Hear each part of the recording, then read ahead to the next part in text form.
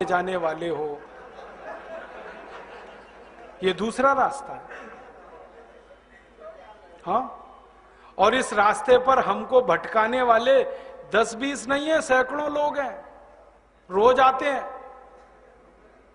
और माला पकड़ा देते हैं कि राम राम राम राम, राधे राधे राधे राधे, राम राम राम राम, राधे राधे, बस यही करो, देश तो ठीक हो जाएगा। और ज्यादा उनसे तर्क करो तो कहने लगे तुम क्यों व्यर्थ चिंता करते हो, तुम क्या लाए थे, क्या ले जाओगे, जो हो रहा है अच्छा हो रहा है, देश लुट रहा है अच्छा हो रहा है, आगे लुटेगा और अच्छा होगा। वो हमको समझाते हैं और इसी को धर्म कहते हैं, इसी को धर्म कहते हैं। और आजकल धर्म के व्यापार करने वालों की बाढ़ आई हुई है। हाँ, बहुत बड़ी फौज खड़ी हुई है उनकी। एक आया राम की कथा कहेगा 10 करोड़ लेके जाएगा, दूसरा कृष्ण की कथा कहेगा वो 15 करोड़ लेके जाएगा। और आप जैसे भोले भाले मूर्ख लोग डालते हैं उनके पात्रों में, ले जा भाई, ये बापू नहीं है, डाकू हैं। बापू नाम तो शर्म आती है कहते हुए।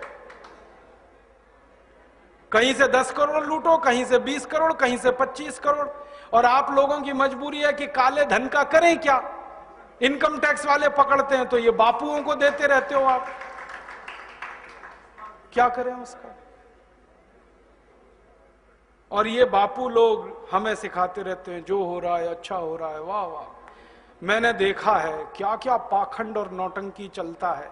भगवान राम की कथा कहने आते और भगवान राम की जिंदगी के वो प्रसंग कभी नहीं सुनाते जो हम में वीरता पैदा करें, जो साहस पैदा करें। राम की जिंदगी में बहुत सारा हिस्सा साहस का है, वीरता का है। जब 14 वर्ष के लिए वनवास चले गए राम, तो हमको सुनाई जाती है राम की जो कथा ना, उसमें कहते हैं राम ने 14 साल एक ही काम किया, हाय सीते हे सीते, हाय सीते हे सीते, हाय सीते, ये सुनाते हैं हमको। हाँ, यही सुनाते हैं निकाल के कहानी में से। और मैं कहता हूं कि राम को अगर हाय सीते हे सीते हाय सीते यही करना था 14 साल, तो दूसरा विवाह क्यों नहीं कर लिया। सैकड़ों राजा तैयार थे अपनी राजकुमारियों को राम को देने के लिए, वो तो कर लेते दूसरा विवाह। क्योंकि हाय सीते हे सीते, हाय सीते हे सीते, एक स्त्री के लिए अगर वो इतने ही बिलख रहे थे, तड़प रहे थे, दूसरा विवाह कर लेते। तो ये सब चुप हो जाते हैं, फिर बात नहीं करते। फिर मैं उनको रामायण में से निकाल के दिखाता हूं, देखो राम ने हे सीते हाय सीते कहा नहीं कहा ये मुझे नहीं मालूम, लेकिन 14 साल वन में रहते हुए सैकड़ों राक्षसों का संहार किया उन्होंने, मारा उनको और धर्म राज्य की स्थापना कराई। ये कहानी नहीं सुनाते क्योंकि इससे वीरता पैदा होती है। तो राम का जो वीरत्व है वो नहीं सुनाएंगे आपको, उनकी जो कमजोरियां हैं वो सुनाते हैं आपको। और राम कथा जब वर्णन की जाती है तो मंच पे बैठ के आहा कैसे आंसू, ढलल ढलल आंसू निकलेंगे, आपको भी रुलाएंगे, खुद भी रोएंगे। किस बात के लिए?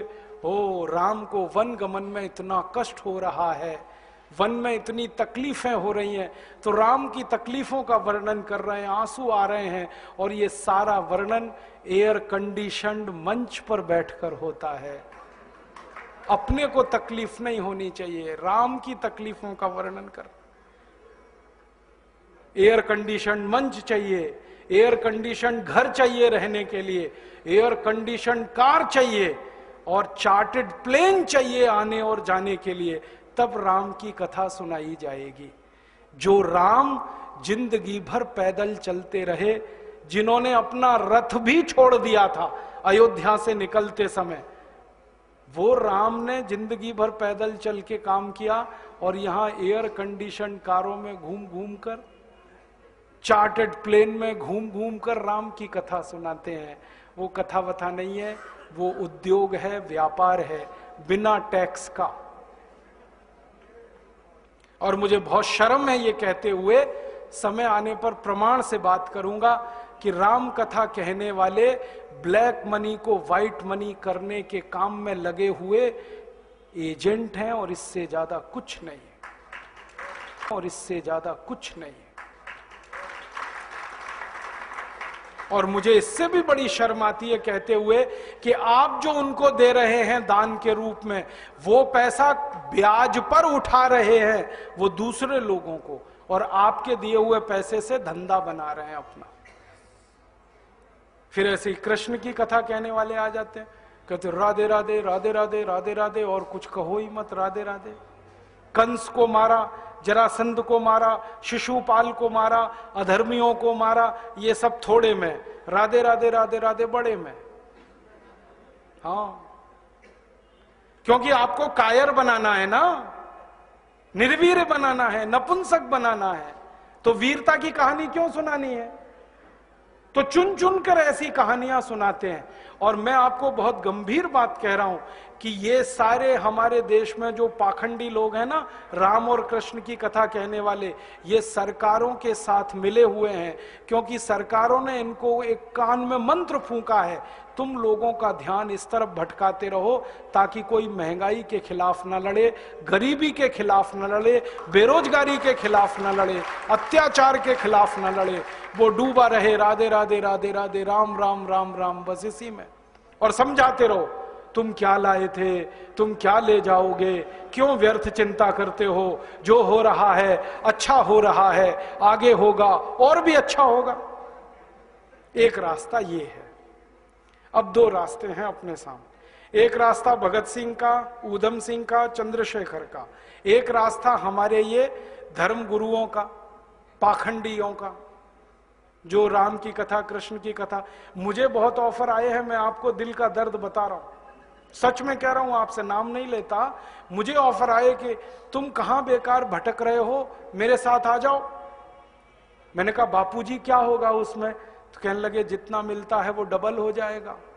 मैं बोल रहा कैसे? तो उन्होंने कहा तुम्हारी वाणी में बहुत जोर है और मेरे पास लोगों की भीड़ इकट्ठा करने का, मजमा लगाने का तरीका है। मैं ऐसा डमरू बजाता हूं कि सब इकट्ठे होते हैं, और तुम्हारी वाणी में जोर बहुत है, मिलके लूटेंगे, थोड़ा तुम्हारा थोड़ा मेरा।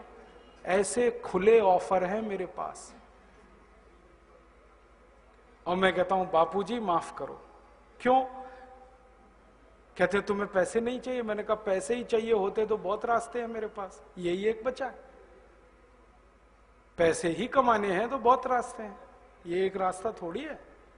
बहुत तरीके हैं, पैसे कमा लूं, घर बना लूं, बीवी बच्चे ले आऊं, करोड़पति हो जाऊं, 10 करोड़पति हो जाऊं, 100 करोड़पति हो जाऊं, बहुत आसान काम है ये तो।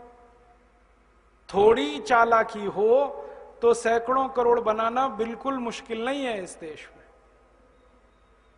फिर अंत में तो वही होगा ना, सैकड़ों करोड़ हो गए, एक दिन डायबिटीज होगी, एक दिन अर्थराइटिस होगा, एक दिन हार्ट अटैक आएगा, मैं मरने ही वाला हूं।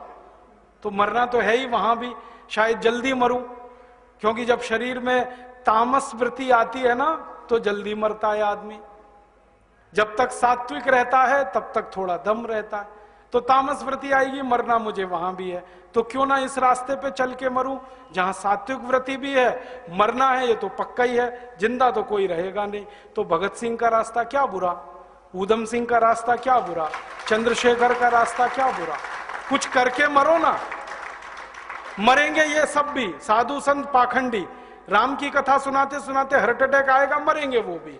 डायबिटीज सबको हो रखी है, मैंने देखा है नजदीक से जाके, सब इंसुलिन लगाते हैं, खाते हैं गोलियां, अपनी डायबिटीज नहीं मिटा पाते, दूसरों को उपदेश देते फिरते।